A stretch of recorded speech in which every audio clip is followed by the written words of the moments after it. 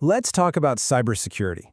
But for a minute, let's forget all the technical jargon, all the lines of code. We're going to talk about it as something really personal, how you defend your digital life. So let's start with a little thought experiment. Just imagine for a second that everything you do online, all your emails, your pictures, your bank accounts, all of it is treasure stored inside a fortress, your personal fortress. How would you go about protecting it? And that's it. That right there is cybersecurity. It's just the modern version of building walls, posting guards, and making sure you have a plan to protect everything valuable inside your fortress from anyone who wants to get their hands on it. It's all about keeping your stuff safe, making sure it's accurate, and that only you can get to it. Okay, so if you've got a fortress, you've got enemies, right? Invaders trying to get past your defenses. In the digital world, we call these invaders cyber threats. So let's get to know the ones you're most likely to come up against. First up is malware. The easiest way to think about this is that it's the enemy's entire arsenal. We're talking digital battering rams, spies, saboteurs, all rolled into one.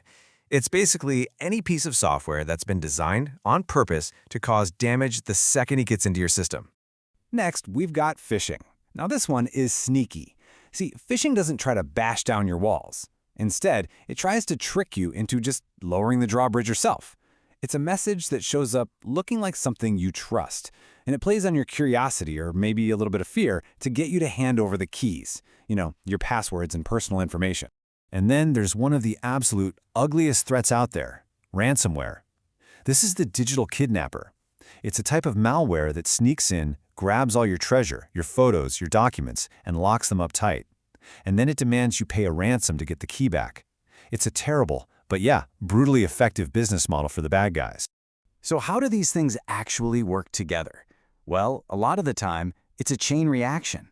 It might start with a simple phishing email that looks totally legit, but just one accidental click on a bad link, and that's it. That's the invitation for ransomware to come inside. It just goes to show how one little moment of misplaced trust can lead to your whole fortress going into lockdown. Okay, that all sounds pretty terrifying, I know. But here's the good news. Now that we know the enemy, we can start building our defenses. And a strong fortress isn't just about having high walls. It's about having a smart, layered security plan.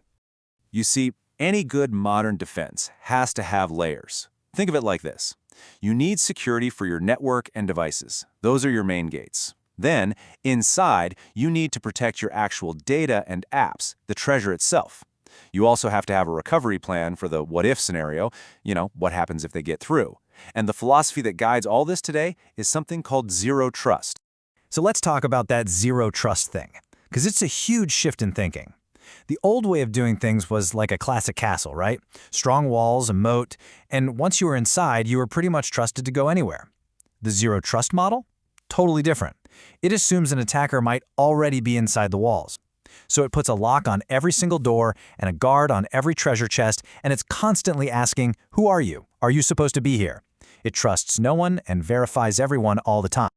All right, so all of these tools, all these smart strategies, they're fantastic, but they all depend on one single, absolutely critical component.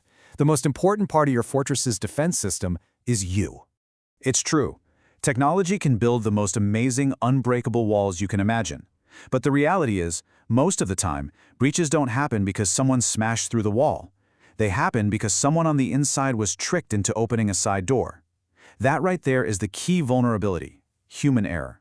And that is exactly why you are the gatekeeper. Your own vigilance is the first and honestly the very best line of defense you have.